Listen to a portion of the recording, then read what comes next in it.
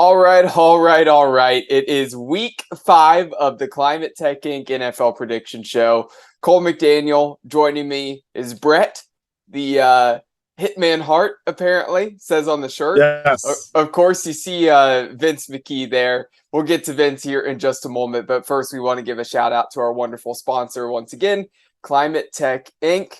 Now, for 48 years, family owned and operated, Climate Tech has been the premier company for all HVAC services, both residential and commercial. They have it covered. They offer free estimates on equipment replacement and 24-hour emergency service. Visit them at climate-tech.com. So, Vince, great to be with you here again. This last week was a good one for football just in general, high school, college, the NFL.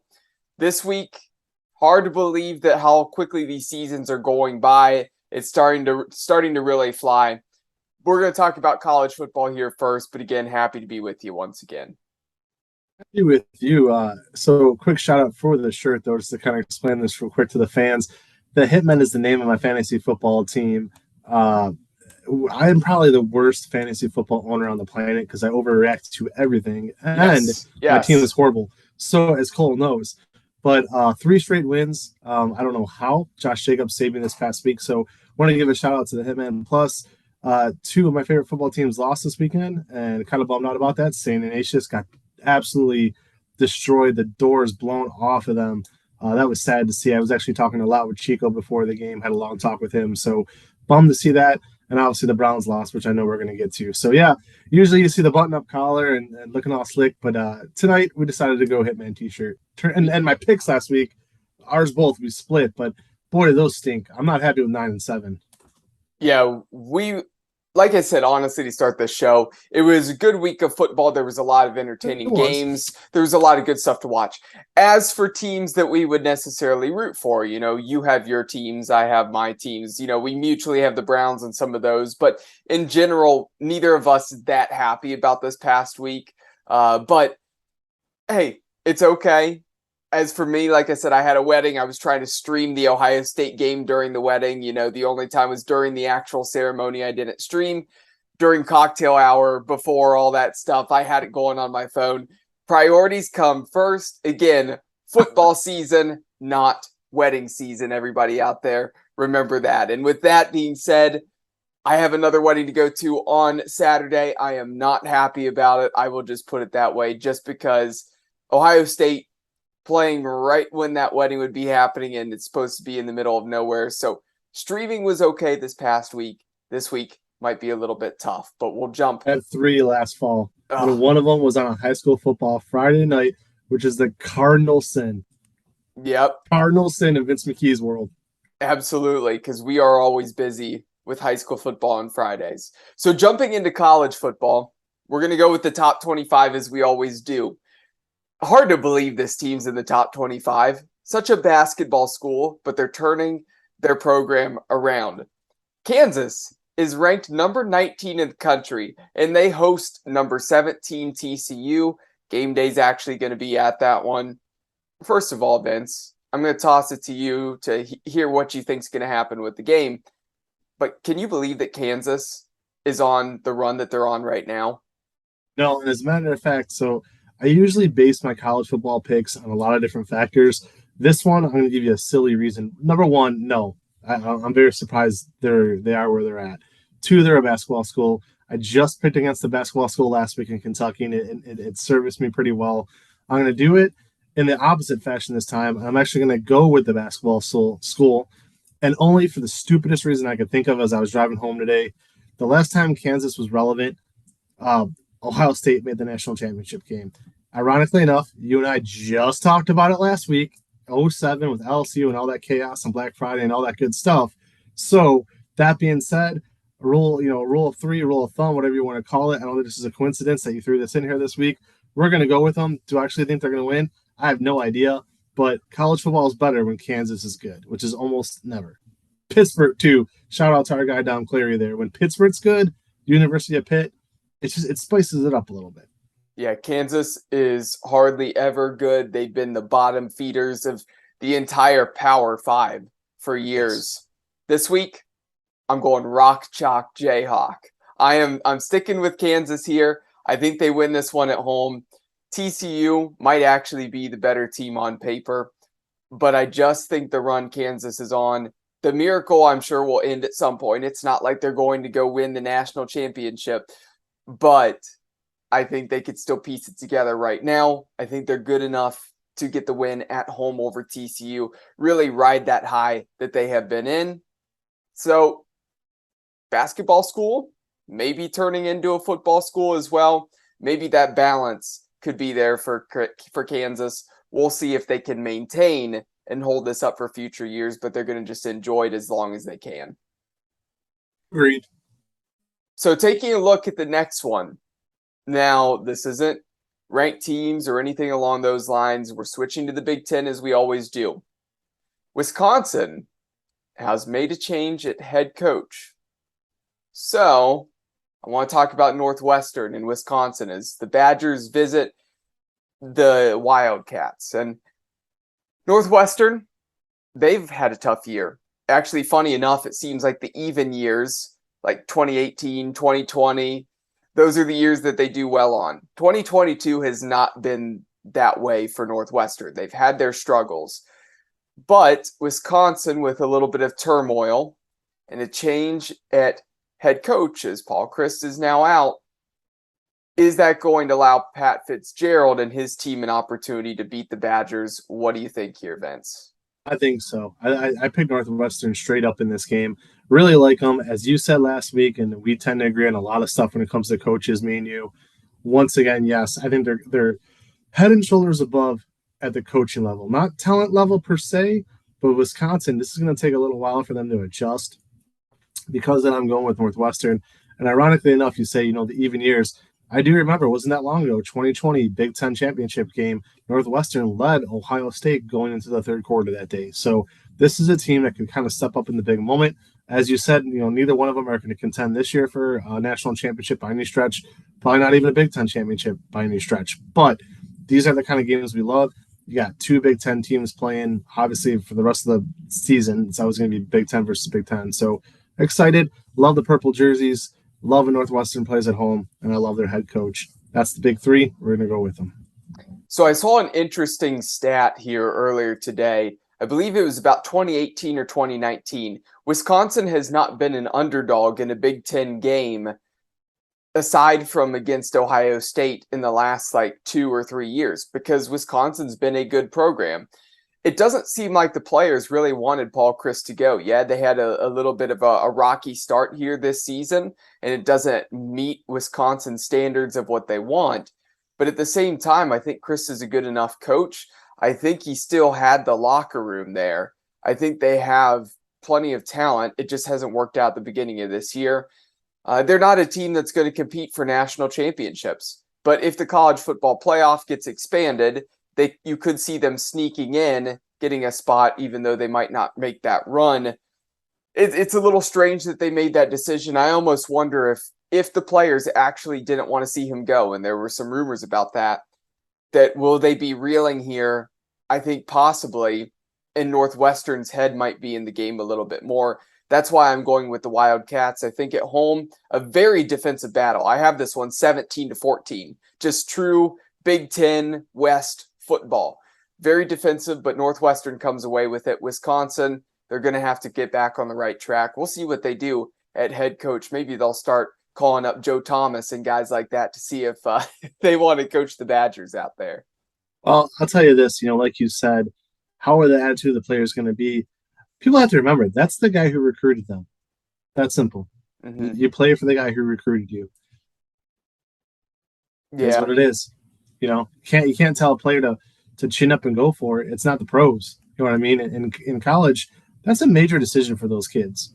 18 years old, they have a 2-day visit with a coach. The coach could come in, completely change their mind on everything, and then within a year, the coach takes a better job, the coach gets fired. Any number of things can happen.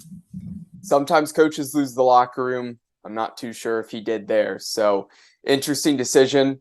But a lot of things changing in the Big Ten. Nebraska already let go of a coach. Yeah. Same with Wisconsin. We'll see who else is out the door because it feels like people are starting to get a little bit happy and quick to pull the trigger there. So long overdue with Nebraska. We'll go. Yeah, I yeah, know we got for to keep sure. moving, but yeah, long overdue with Nebraska.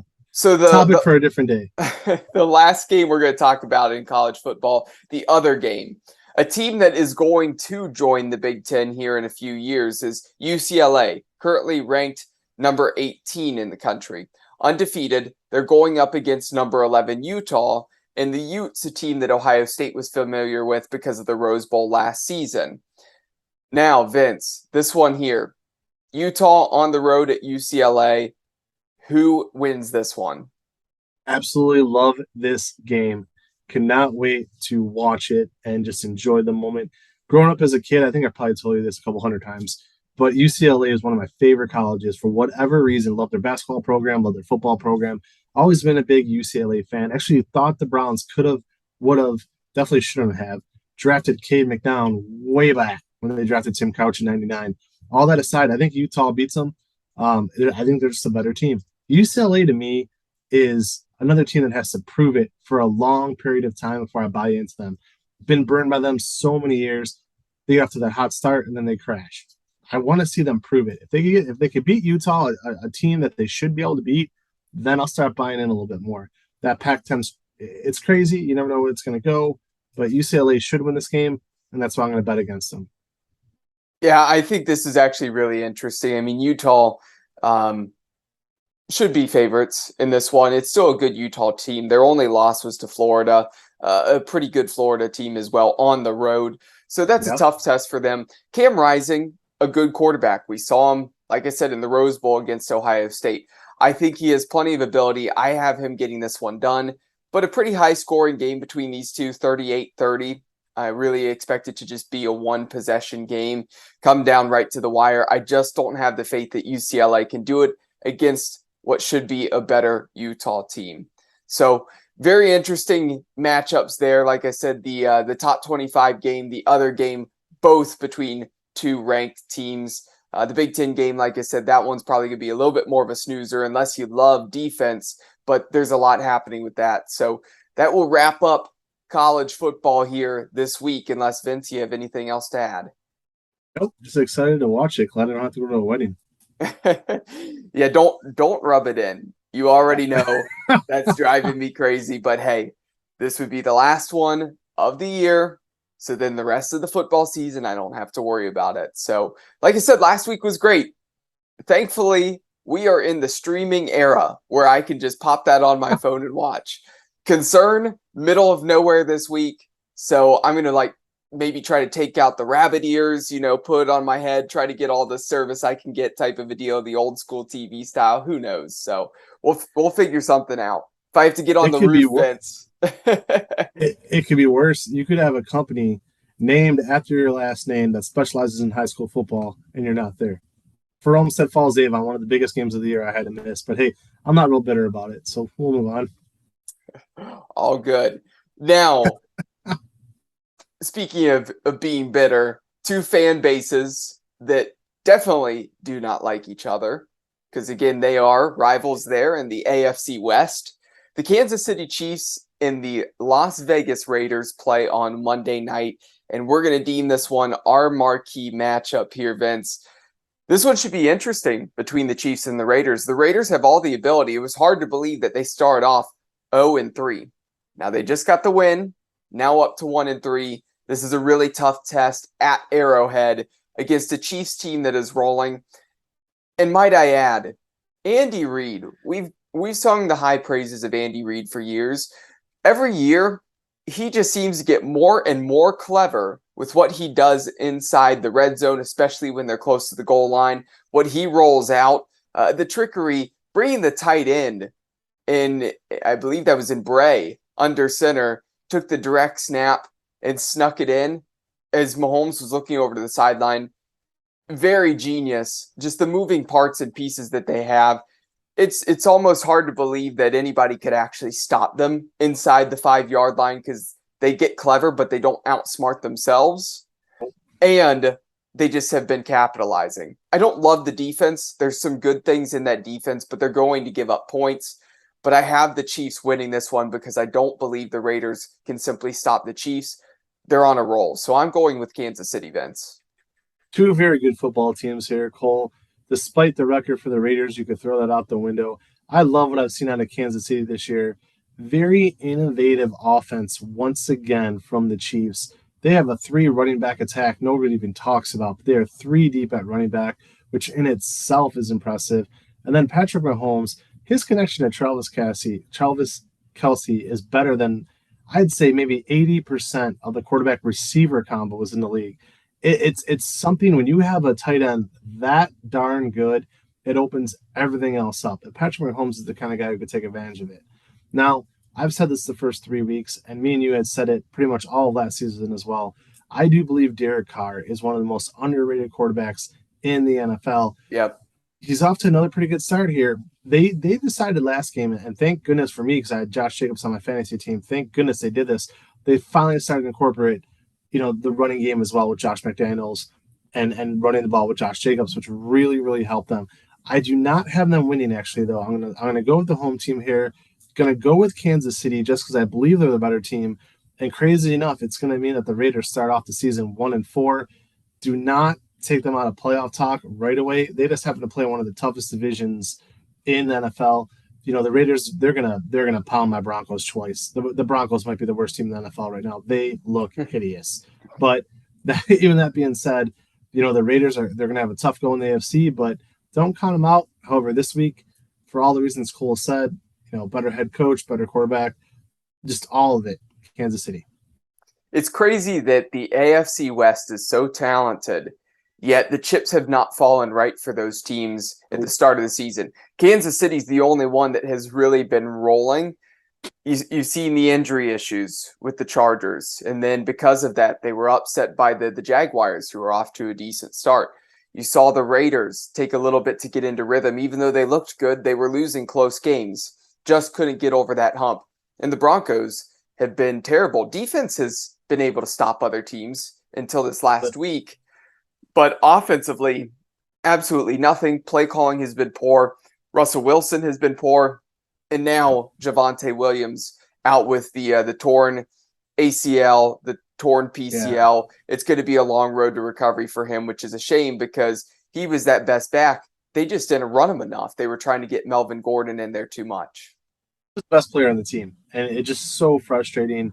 They really, these first 4 weeks, I actually had them going 4-0 when I did my preseason predictions and then finishing the season, I think 6-11.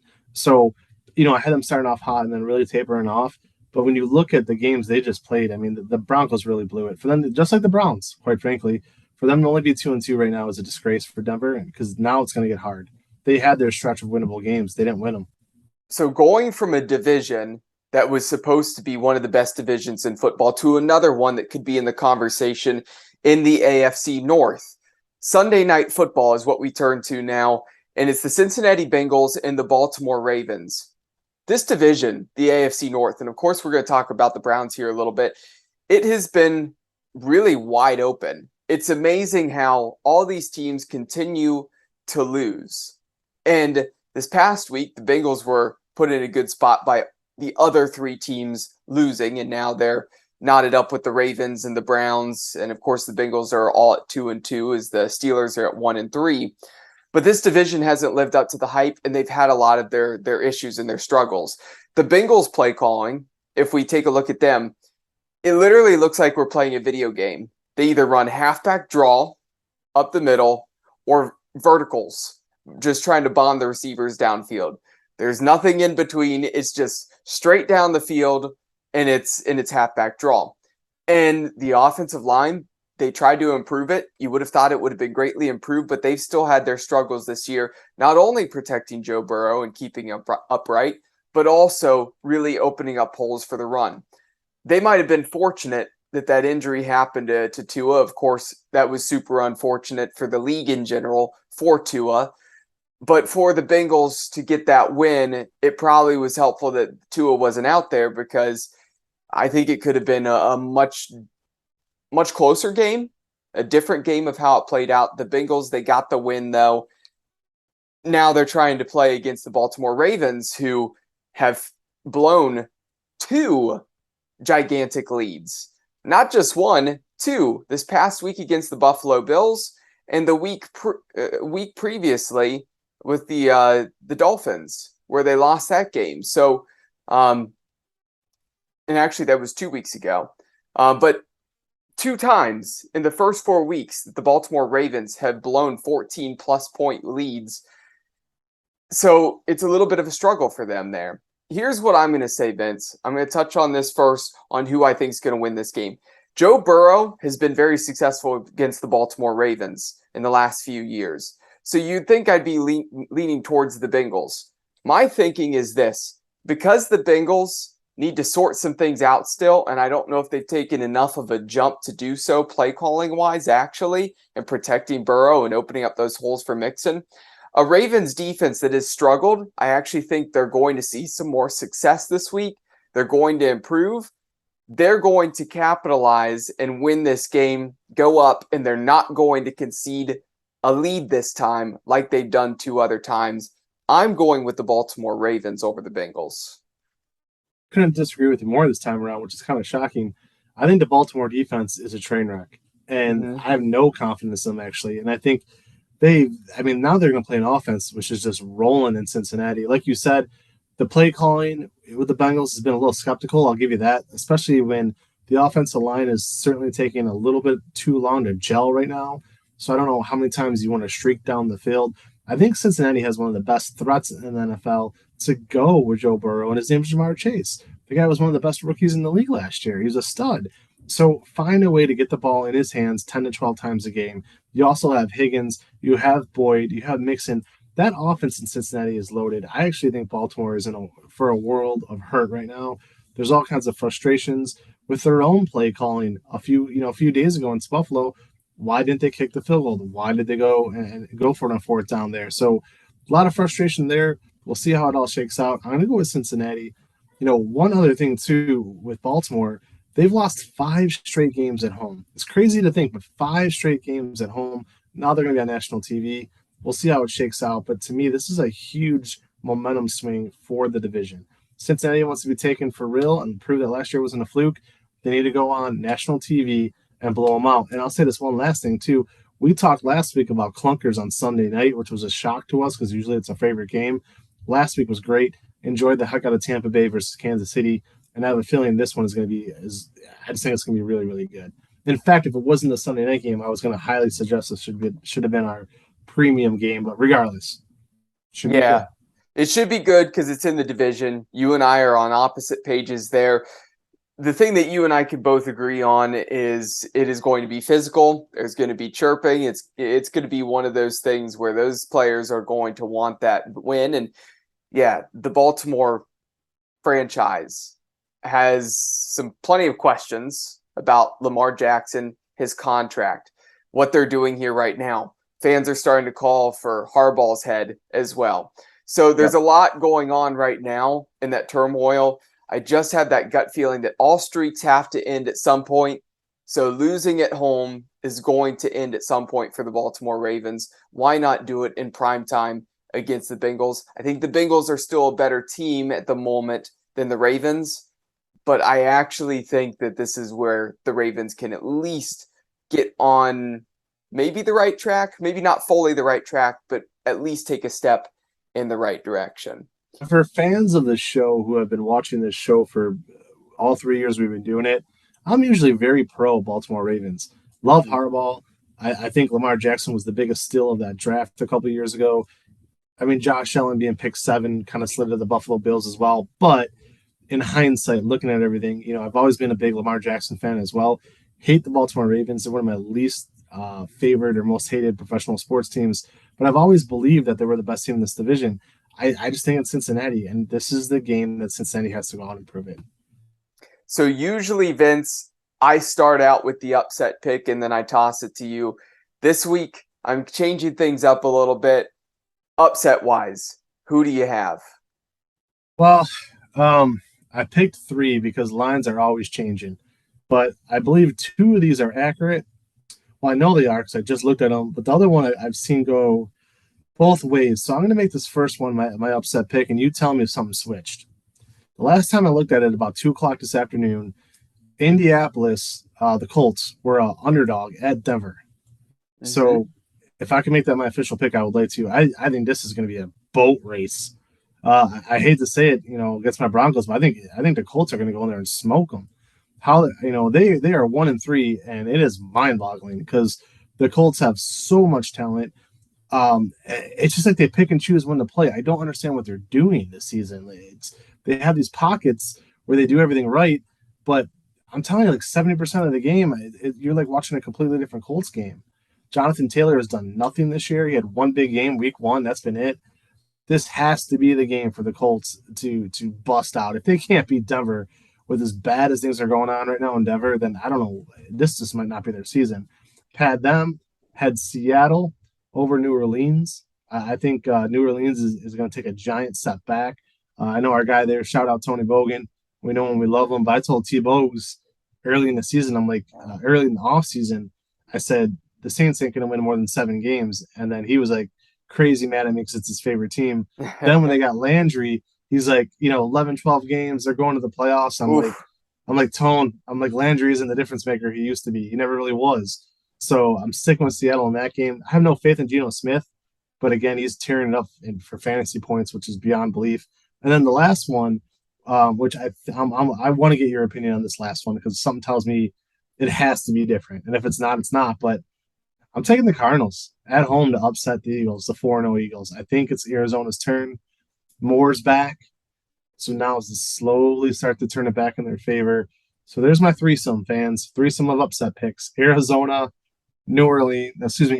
Seattle, Colts.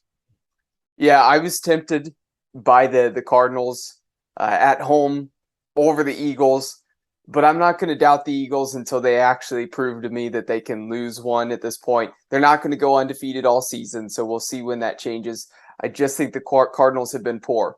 Don't get fooled by what you saw from the Cardinals against the Panthers, because we know the Panthers are atrocious this season. So going up against the Eagles, I just think that the Philadelphia Eagles get that one done. Here's the funny thing. We are on opposite pages for all 3 of those games that you just mentioned. So I have the Saints over the Seahawks. Okay. I think they're both on similar pages here. The Saints lost to the Vikings on a double doink. They had an opportunity to win it. I think the Saints at home are going to be able to get this done. I actually think Chris Olave and Andy Dalton started to get a little bit of chemistry going. I think they have a big week as well. This big one for you that you made your official upset pick, the Broncos and the Colts. As bad as the Broncos have been, I'm going with them. Here's why. The Colts have burnt me multiple times already. I look at the Colts team. They have the talent to win this game. They're the better team here. Jonathan Taylor, that possible high ankle sprain. Again, I'm not sure about the official word, but at least from what I had been seeing report-wise, it was leaning towards him not playing this week. So that hurts the Colts with the run game if they don't have Jonathan Taylor. Here's the other thing. As good as that offensive line is at opening up holes for the run, usually they haven't been great this season. But Matt Ryan's been holding on to the ball a little bit too much in the sense of he is a good quarterback still. He can deliver that ball, but I don't know if the internal clock is just slowing down or what. But he fumbles the ball once or twice every single game. He's done it all season here so far. The Broncos, they still have decent edge rushers.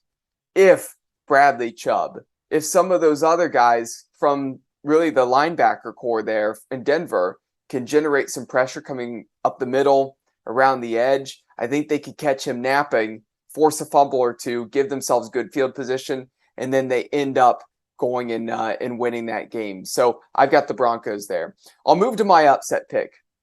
The Detroit Lions are actually underdogs against the New England Patriots. Hard to believe that. And it's just because the Lions, as good as they have been and they've been putting together offense, they keep losing. They get into these big high-scoring games and they continue to lose. So for the Patriots, doesn't matter who they have at quarterback. Mac Jones, Bailey Zappi, Brian Hoyer. Obviously, it's not going to be Hoyer because of the concussion protocol, but you get the point. No matter who's at quarterback, I feel like the Lions are going to get it done this week as the underdogs just because they have the offensive firepower to do so. I don't think the Patriots can keep up with them. when points are getting put up on the board. So I'm going with the Detroit Lions. Interesting. I'm going with the Patriots based strictly on coaching. Belichick's going to figure it out. That's fair. That's fair. It's a great reason. Now, this is the tough part. That's 4 games we got different already. It is. It It's is. a nice little week. It's going to be a wild week, an opportunity for either Vince to pull away, myself to catch up, or again, maybe we can pull almost one of those near splits again that we oftentimes do. And fans, real quick, fans, those are the only 4 games we've talked about so far. Make sure you check out the article where all the picks are listed. So we're going to turn to the Cleveland Browns. And this is going to be a tough week, again, talking here about the Cleveland Browns because they play against the Los Angeles Chargers. The Chargers, we mentioned the injuries, starting to get back on the right track this past week. They looked in much better rhythm against the Texans compared to what they did against the Jaguars previously. The Browns are at home. They couldn't stop the run against the Falcons in the second half. The defense actually looked good, applying pressure in the first half. Things changed in the second half. It didn't go their way. Play calling was solid until it got inside the 5-yard line. Stefanski trying to get a little bit too tricky. No reason why the Browns should have lost that game. They easily should have won against the Falcons. It's a team that could easily be 4-0. Now here against the Chargers, your toughest test so far already this season is you're about to go through a stretch of hard games. Here's the thing. I picked the Browns all year, and I'm just going to start this off by saying until they can prove that they aren't going to blow games, that they can dominate the whole time, I'm not going to be as inclined to take them in what should be a really close, tough battle. First 4 weeks should have been a little bit more of gimmies, and there's not many gimmies in the NFL, but it was a favorable schedule to start off. Now against the Chargers, Herbert is going to pick you apart if you don't get pressure on him. Is the secondary of the Chargers, are they shutting people down like I expected at the beginning of the season? No. Maybe they can move the football still in the air. The Cleveland Browns can. Hopefully they can get the run game established. But if it's a close game and the Browns even find themselves down by even just 3 points, they're not built to come from behind with Jacoby Brissett. He's played fantastic, but the offense isn't built to come from behind. That's why I'm taking the Los Angeles Chargers. I think the Browns have a good shot to make it close, make it interesting, but I think it's a great opportunity for the Chargers to win this one on the road. So I'm going with Los Angeles. The Chargers lit the Browns up last year with Myles Garrett, Clowney, and really pretty much everybody healthy. What is going to happen this year? First of all, let me just scale back one quick week. The Atlanta Falcons, another team with 3 running backs, which we found out. The Atlanta Falcons, I would rate as a B- offense. I'd say the Falcons in general, B- at the best. And that's not saying Pitts isn't good and they have talent, because they do, but B- at the best. The Chargers, when healthy and when they're rolling, A to A+. They are a solid offense. If the Browns couldn't stop the Falcons, they're not going to stop the Chargers. That's number 1. Number 2, why is it continuously ignored the miscommunications in the secondary? Look at every single game with the exception maybe Pittsburgh. And I'm sure if I sat and thought about the Pittsburgh game, I could pick 1 or 2 plays out of that game too. Why is there always a major breakdown in the fourth quarter and somebody's left wide open? Happened against Carolina, happened against the Jets, happened last week. That guy, I apologize, I cannot think of his name off the top of my head, wide open for the Falcons. No one near him. It's got to stop. Is it going to stop against a team as talented as the Chargers? I don't think so. Hate to do it. Have to go with Los Angeles in this one. They're just the better team. Now, that being said, I had the Browns 4-0 at this point with Watson playing. Clearly, none of that's happening. The Browns need to get to 6-5. I think the Browns' magic number with Jacoby Brissett is 6 wins. They still have a chance. I now think they're going to beat the Patriots next week, when originally I had them losing to the Patriots. 3-3 after 6 weeks. They were 3-3 last year after 6 weeks. 3-3 keeps you in it. Play around 500 ball until you get Watson back.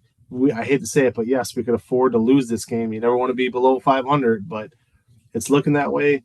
I agree with you, Cole. I just don't have the confidence right now. Play calling at the goal line. You have one of the best backs in the NFL, a top 4 back in Chubb.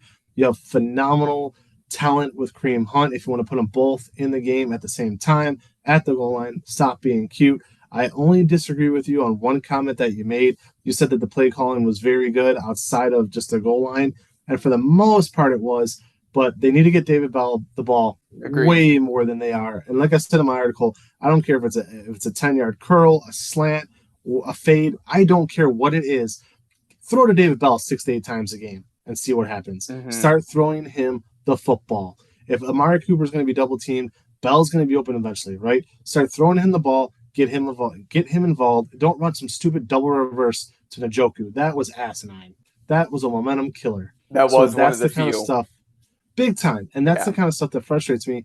You have a talent like no other in David Bell. Nobody knows about this kid except the Browns who drafted him. It's time to use David Bell. That's where I'll leave. I'll let you take us home. I'm excited. Good luck at the wedding. But I'm telling you, man, before I get too fired up, start using the guy. That's simple. You have talent. You want to win games. Brissett needs all the help he can. If Brissett isn't going to be able to throw the ball 10 yards, throw it to David Bell. You put it anywhere near the guy, he's going to catch it. You know, in pre-draft, I was probably the biggest David Bell supporter out there. I was like, David Bell is a top 3 guy coming into this draft. I said he was so talented and so good. The Browns ended up landing him, and here you are joining me in that fan club of get David Bell the football. The man catches everything that is thrown his way and is catchable. Now, through even 4 weeks, has anybody else exploded on the scene as a rookie receiver? No, not really. So aside from Chris Olave. Chris Olave. But to prove your Garrett Wilson, yeah. But there aren't that many that have actually had really, really big first couple games. It's really just been the 2 Ohio State guys that have been consistent. A couple other guys have been spotty and have potential there.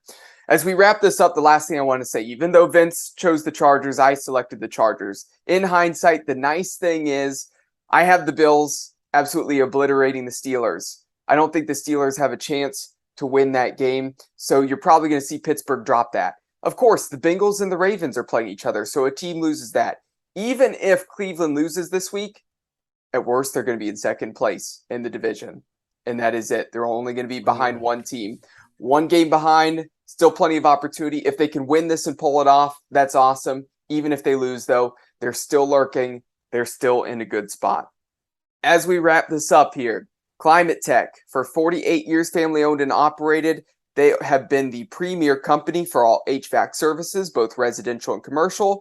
They have it covered. They offer free estimates on equipment replacement and 24-hour emergency service. Visit them at climate-tech.com. And everybody, a reminder as well to check out the full list of our predictions on the website, keonsports.com. Make sure to subscribe to the Keon Sports YouTube channel. We're almost there to 1,000 subscribers.